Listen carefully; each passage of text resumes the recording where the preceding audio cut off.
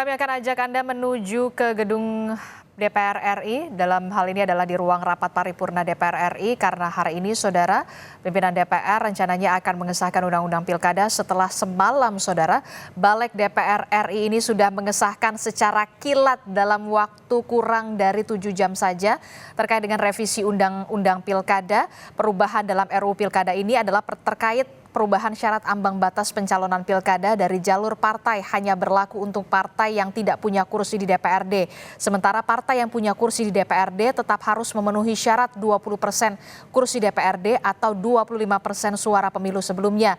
Kemudian yang juga masuk dalam revisi undang-undang pilkada adalah soal batas usia minimal calon kepala daerah di pasal 7.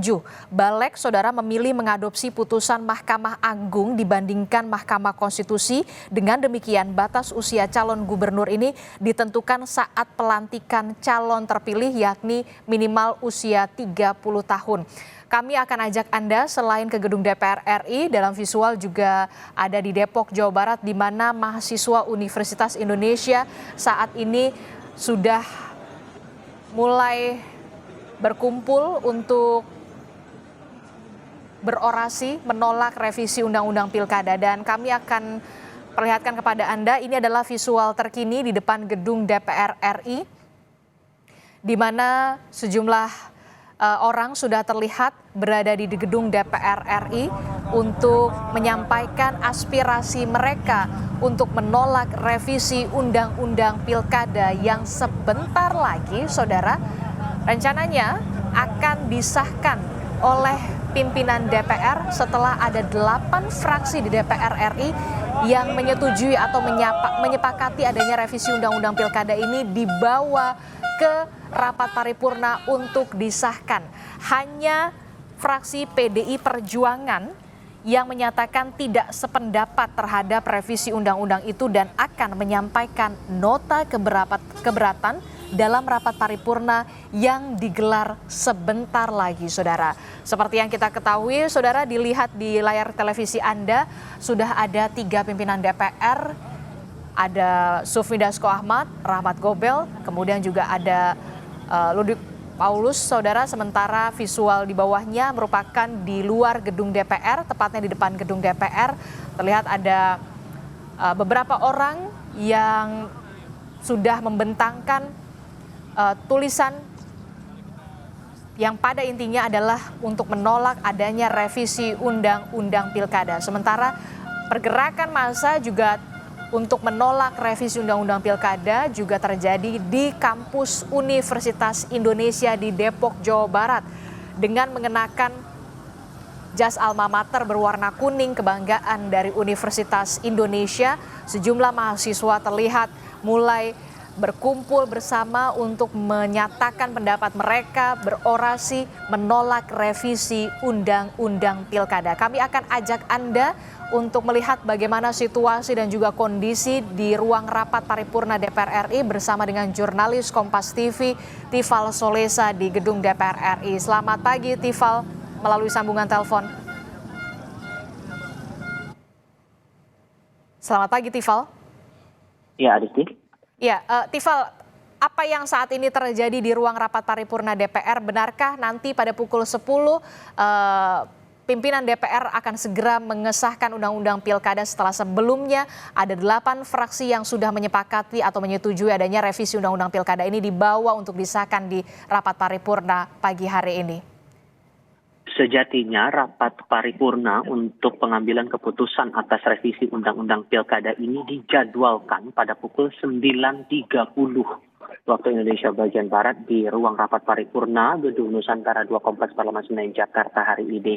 Namun mengingat ini jumlah anggota yang hadir dalam rapat paripurna tidak sampai pada quorum yang ditetapkan, maka sidang atas putusan dan kesepakatan dari para anggota yang sudah hadir di ruangan ini diputuskan untuk disker selama 30 menit. Dan ini perkiraannya nanti akan dibuka kembali pada pukul 10 waktu Indonesia bagian Barat sampai akhirnya nanti dikonfirmasi apakah masih belum mencapai quorum atau sudah. Nah, ini juga yang masih kami pantau sekarang yang terlihat di layar kaca Anda saat ini dari visual yang kami tampilkan dari dalam ruang rapat paripurna. 3 pimpinan DPR RI sudah berada di tempatnya masing-masing. Ada Wakil Ketua DPR fraksi Partai Gerindra Sufmi Dasko Ahmad, kemudian Ludwig Paulus dari Partai Golkar, dan Rahmat Gobel dari Partai Nasdem. Beberapa anggota parlemen juga sudah ada di dalam ruang rapat sampai nantinya kita akan melihat nanti sidang akan kembali dibuka perkiraannya pada pukul 10 waktu Indonesia bagian Barat. Dalam aturannya sebetulnya pengambilan keputusan dalam rapat DPR RI dalam prinsipnya adalah harus sesuai pada quorumnya. Dan ini dianggap sah apabila nanti dihadiri oleh lebih dari separuh dari jumlah anggota rapat.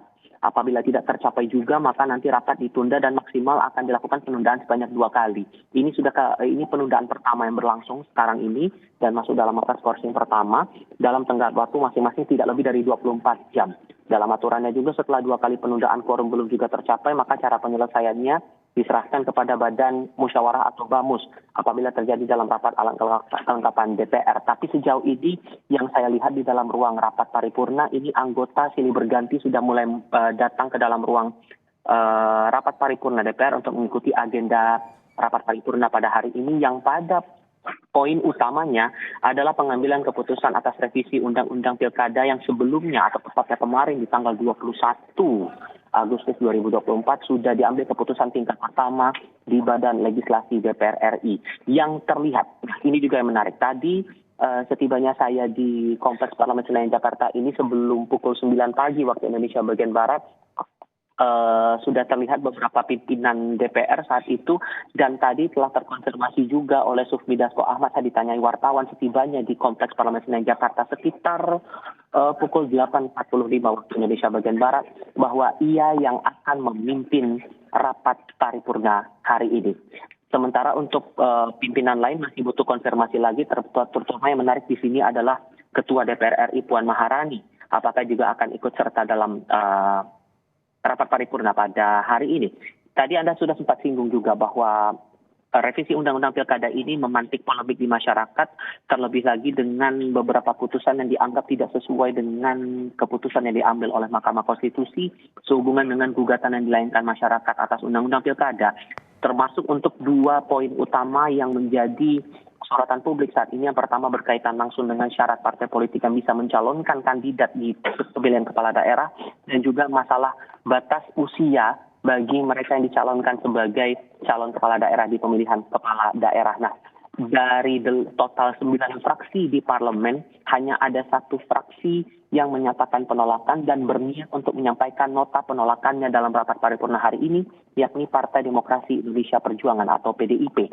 Yang saya lihat di dalam ruang rapat, perwakilan dari fraksi PDI Perjuangan sudah berada di sini, mulai dari Wakil Sekjen PDI Perjuangan Utut Adianto, kemudian Putra Nababan yang kemarin dalam rapat balik juga sempat ada adu argumen dengan pimpinan balik saat itu mempertanyakan bagaimana proses pengambilan keputusan dan penetapan yang diambil atas revisi Undang-Undang Pilkada ini yang dianggap tidak sesuai dengan putusan dari MK dan prosedur yang dilakukan di DPR RI, begitu terutama di Badan Legislasi.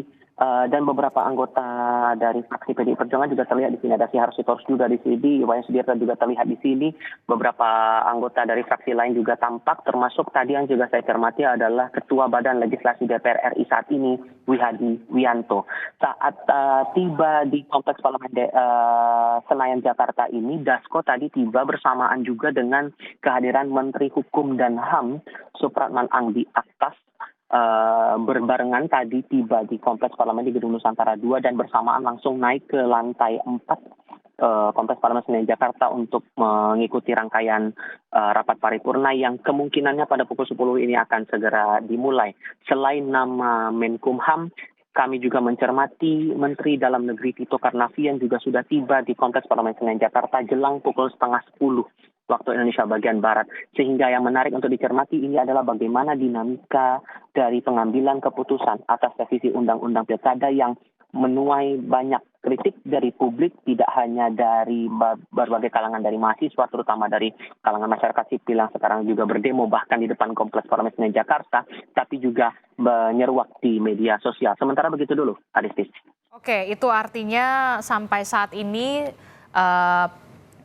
sidang rapat paripurna DPR RI ini masih diskors sampai 30 menit. Kita masih menunggu sebentar lagi sampai pukul 10 untuk memenuhi quorum yang akan hadir. Tapi tadi Anda sebutkan bahwa yang akan memimpin rapat adalah pimpinan dari DPR yakni Sufmi Dasko Ahmad. Berarti itu artinya Ketua DPR RI Puan Maharani belum hadir dan sampai saat ini belum hadir di ruang rapat paripurna DPR. Nah, untuk nota penolakan sendiri nantinya akan dibaca, sudah ada informasi, Tifal, siapa yang akan membacakan? Benarkah nanti Ketua DPR Puan Maharani ataukah kemudian dari Ketua Fraksi PDI Perjuangan yang akan membacakan nota penolakan?